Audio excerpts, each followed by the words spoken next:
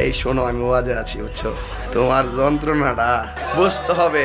God ঠিক দুনিয়া ঠিক, বলেন ঠিক কিনা বলে।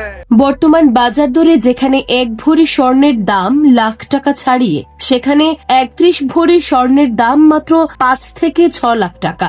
এমনই অবিশ্বাস্য তথ্য উঠে এসেছে আলোচিত বক্তা গিয়াসউদ্দিন তাহেরের নির্বাচনী হলফনামায়।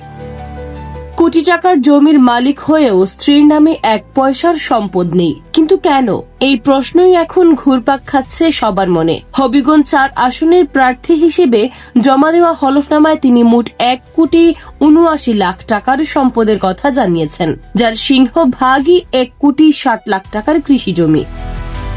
অবাক করার বিষয় হলো, পেশায় নিজেকে ব্যবসায়ী দাবি করা তাহেরের হাতে নগদ আছে মাত্র 41,000 টাকা, আর ব্যাংকে 7 লাখের কিছু বেশি।